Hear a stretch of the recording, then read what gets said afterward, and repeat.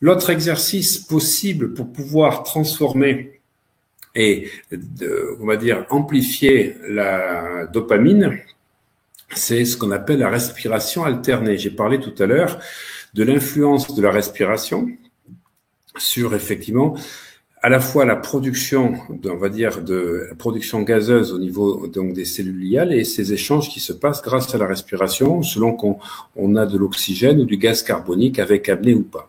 Alors, ce qu'on va faire pour la dopamine, on va boucher une narine comme ceci, on va inspirer,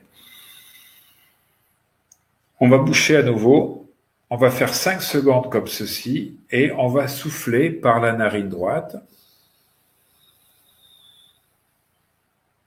On va rester en apnée pendant 5 secondes et on va boucher et inspirer par l'autre narine.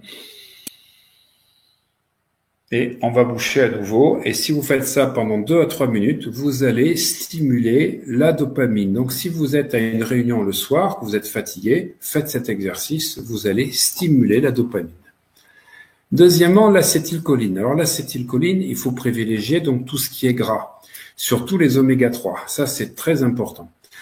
L'acétylcholine, en fait, elle va se libérer, se générer essentiellement par la méditation. C'est la méditation qui va permettre, sous cette forme, de pouvoir activer le système parasympathique et de pouvoir effectivement libérer et, on va dire, amplifier l'acétylcholine.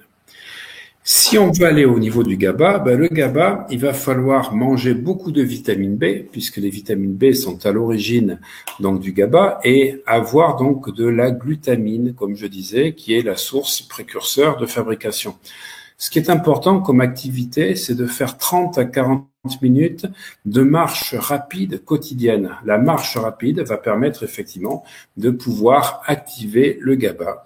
Et puis, quatrième point, donc la sérotonine. La sérotonine, elle est activée par le chant ou par les mantras.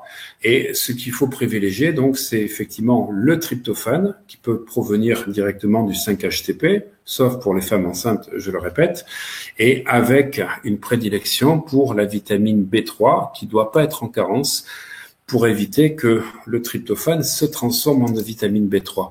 Et si on prend du magnésium, c'est encore mieux, parce que ça va permettre de transformer cette sérotonine en mélatonine.